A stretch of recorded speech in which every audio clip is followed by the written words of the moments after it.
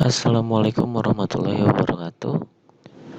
Di sini kami kelompok 4 ingin mempresentasikan tentang materi pertemuan 4 yang berjudul Security E-commerce. Anggota kelompok kami terdiri dari 3 orang, yaitu saya, Fakih Juliansyah, ada Reza Renaldi dan Setiardi.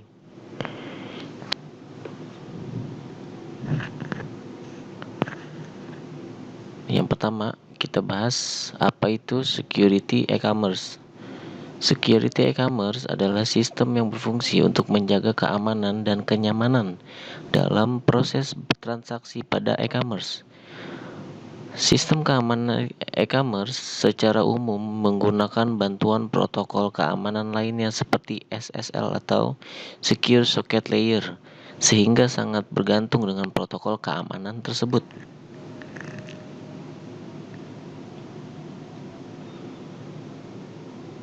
Selanjutnya, faktor pendorong kemunculan perkembangan keamanan e-commerce. Yang pertama, yaitu adanya kemajuan infrastruktur sistem komunikasi. Yang kedua, meledaknya sistem perdagangan global. Yang ketiga, sistem perdagangan real time.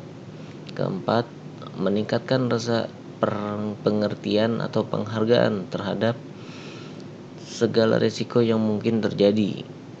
Selanjutnya yaitu tersedianya teknologi sistem keamanan atau security. Selanjutnya ada sistem keamanan sebagai aset yang berharga. Yang selanjutnya ada faktor politik. Dan yang terakhir ada faktor pengakuan terhadap pernyataan sah.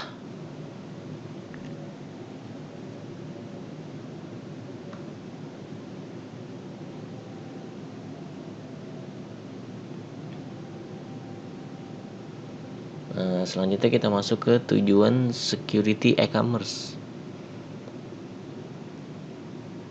Apa aja sih bidang utama keamanan sistem informasi? Yang pertama ada sistem keamanan informasi atau communication security, yaitu merupakan perlindungan terhadap informasi ketika dikirim dari sebuah sistem ke sistem lainnya. Yang kedua ada keamanan komputer atau computer security, yaitu perlindungan terhadap sistem informasi komputer itu sendiri. Yang ketiga ada keamanan fisik, yaitu seperti pengamanan oleh penjaga keamanan, pintu yang terkunci, sistem kontrol fisik lainnya dan sebagainya. Yang keempat ada keamanan personal, meliputi kepribadian orang-orang yang mengoperasikan atau memiliki hubungan langsung dengan sistem tersebut. Yang kelima ada keamanan administratif.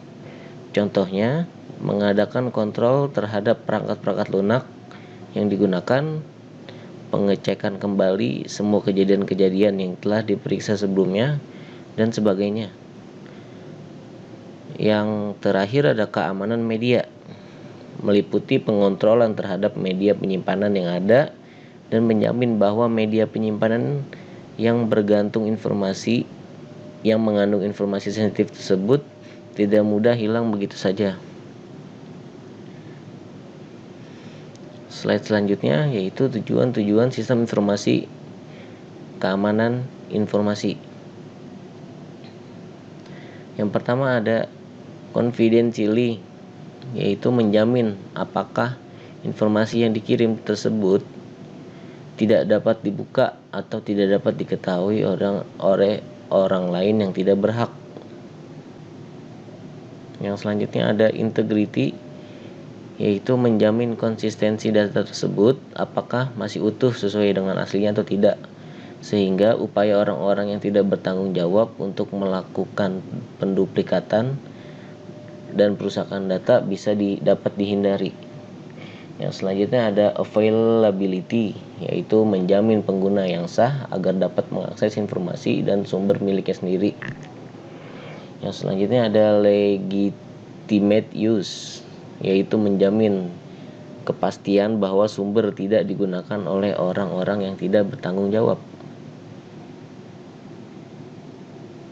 Selanjutnya kita masuk ke konsep security e-commerce. Di sini ada beberapa konsep dalam security e-commerce. Yang pertama yaitu security policy atau kebijaksanaan keamanan yang digunakan. Merupakan satu set aturan yang diterapkan pada semua kegiatan-kegiatan pengamanan dalam security domain. Security domain merupakan suatu set sistem komunikasi dan komputer yang dimiliki oleh organisasi yang bersangkutan. Yang kedua ada authorization atau otorisasi, merupakan pemberian kekuatan secara hukum untuk melakukan segala aktivitasnya. Yang selanjutnya ada accountability, yaitu kemampuan dapat diakses. Maksudnya memberikan akses ke personal security. Yang keempat ada a threat, yaitu ancaman yang tidak diinginkan. Merupakan kemungkinan munculnya seseorang atau sesuatu kejadian yang bisa membahayakan aset-aset berharga, khususnya hal-hal yang berhubungan dengan confidentiality, integrity, availability, dan legitimate use. Selanjutnya ada an attack, itu serangan yang merupakan realisasi dari ancaman yang di atas tadi. Yaitu pada sistem jaringan komputer ada dua macam attack, yaitu passive attack, misalnya monitoring terhadap segala kegiatan pengiriman informasi rahasia yang dilakukan oleh orang-orang yang tidak berhak, dan ada yang namanya itu active attack, misalnya perusakan informasi yang dilakukan dengan sengaja dan langsung mengenai pada sasarannya. Yang keenam ada safeguard, yaitu pengamanan, meliputi kontrol fisik, mekanisme kebijaksanaan, dan prosedur yang melindungi informasi berharga dari ancaman-ancaman yang mungkin timbul setiap saat. Yang selanjutnya ada vulnerabilities, yaitu lubang-lubang keamanan yang dapat ditembus. Selanjutnya ada risk, yaitu risiko kerugian, merupakan perkiraan nilai kerugian yang timbul oleh kemungkinan adanya attack yang sukses. Dan yang terakhir ada risk analysis, yaitu analisa kerugian, merupakan proses yang menghasilkan suatu keputusan apakah pengeluaran yang dilakukan terhadap safeguard benar-benar bisa menjamin tingkat keamanan yang diinginkan. Selanjutnya kita akan menjelaskan apa itu threat atau ancaman. Di sini terdapat beberapa poin. Yang pertama, jenis ancaman yaitu system penetration. Maksudnya orang-orang yang tidak berhak mendapatkan akses ke sistem komputer dan diperbolehkan melakukan segalanya. Dengan kata lain, ini melakukan peretasan. Yang kedua ada authorization violation, yaitu ancaman berupa pelanggaran dan penyalahgunaan wewenang legal yang dimiliki oleh seseorang yang berhak. Yang ketiga ada planting, yaitu ancaman yang terencana, misalkan Trojan horse yang masuk secara diam-diam yang akan melakukan penyerangan pada waktu yang telah ditentukan. Yang selanjutnya ada communication monitoring, yaitu penyerang dapat melakukan monitoring semua informasi rahasia. Selanjutnya ada communication tampering, yaitu penyerangan mengubah informasi transaksi di tengah jalan pada sebuah jaringan komunikasi dan dapat mengganti sistem server dengan yang palsu. Selanjutnya ada DOS atau denial of service, yaitu penolakan servis terhadap klien yang berhak. Dan yang terakhir ada repudiation, yaitu penolakan terhadap sebuah aktivitas transaksi atau sebuah komunikasi yang terjadi karena sesuatu yang bersifat sengaja, kecelakaan, atau kesalahan teknis lainnya.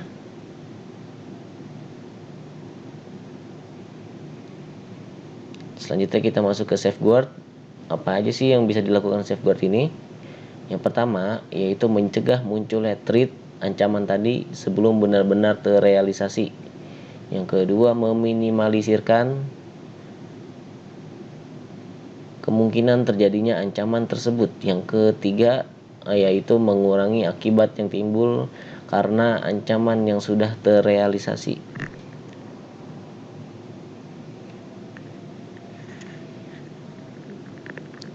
Di sini masuk ke security service safeguard. Yang pertama ada authentication service, yaitu memberikan kepastian identitas pengguna. Ada 2 poin. Yang pertama ada entity authentication, contohnya password, dan yang kedua ada data origin authentication, membuktikan sah atau tidaknya identitas dalam bentuk tertulis. Selanjutnya ada access control service, yaitu melindungi semua fasilitas dan sumber-sumber yang ada dari akses yang tidak berhak. Selanjutnya ada confidentiality service, yaitu memberikan perlindungan terhadap informasi yang berusaha disingkap oleh orang yang tidak berhak.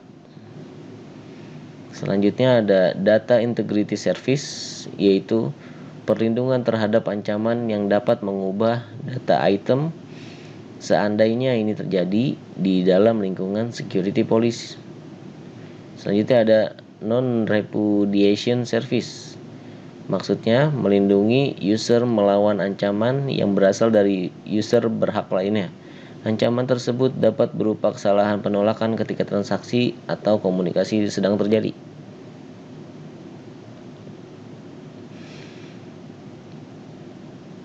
Selanjutnya kita masuk ke penerapan security e-commerce. Ada beberapa metode pengamanan yang digunakan dalam membangun e-commerce, yaitu pertama ada metode enkripsi, yaitu metode penyandian suatu pesan atau data yang terkirim melalui jaringan publik dengan menggunakan kunci-kunci key tertentu. Ada beberapa jenis enkripsi. Yang pertama ada kombinasi public key dan private key. Public key merupakan kunci yang dikenal oleh umum, sedangkan private key merupakan kunci yang hanya dikenal oleh pemiliknya. Kombinasi dari public key dan private key sebetulnya menghilangkan keinginan mencuri dengan cara mengenkripsi nomor kartu kredit tersebut di server perusahaan. Jadi pada saat pengiriman data telah dienkripsi dengan menggunakan teknologi public key dan private key. Selanjutnya ada certificate authority atau digital signature. Pada penggunaan public key di atas masih memungkinkan adanya pencurian atau pemalsuan public key.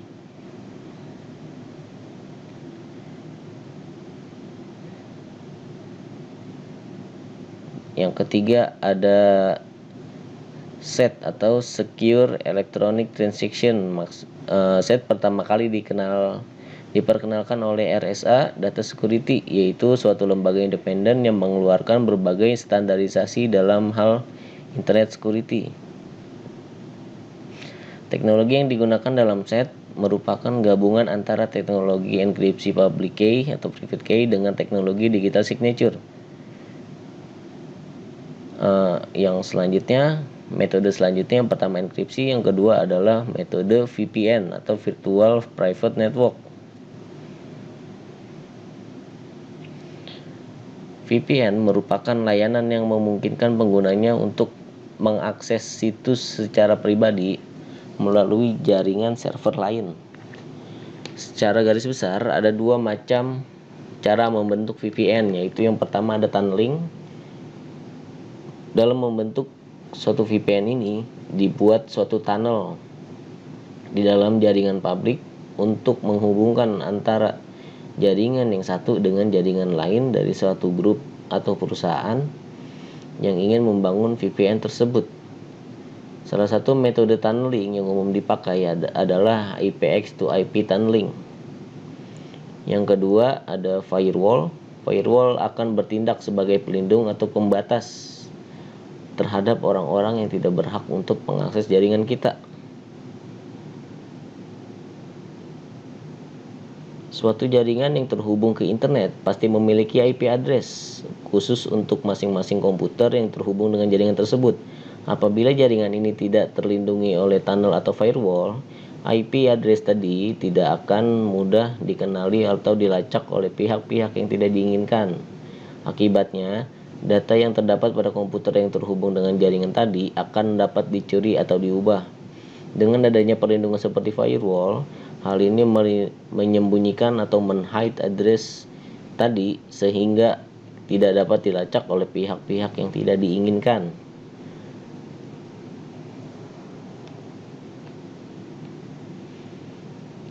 Selanjutnya kita masuk ke Undang-Undang Informasi dan Transaksi Elektronik atau UU ITE.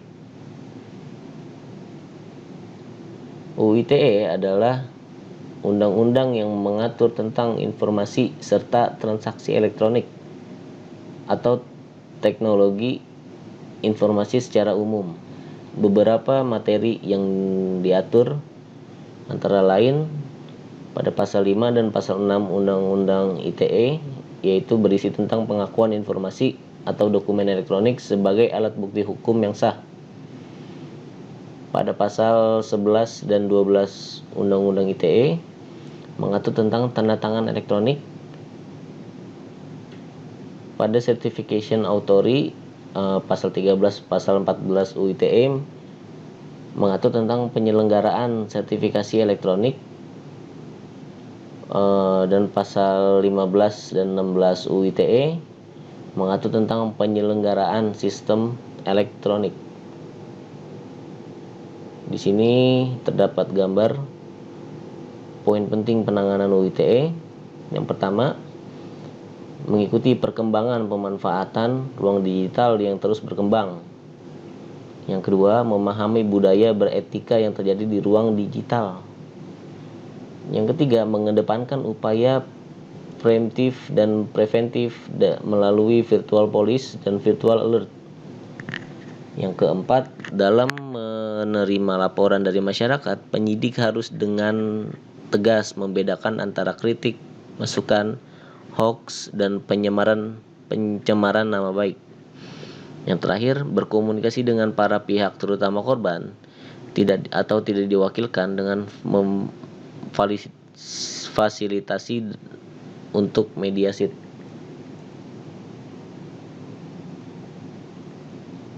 Sekian presentasi dari kelompok 4 mengenai security e-commerce. Apabila ada kekurangan mohon dimaafkan. Saya ucapkan terima kasih. Wassalamualaikum warahmatullahi wabarakatuh.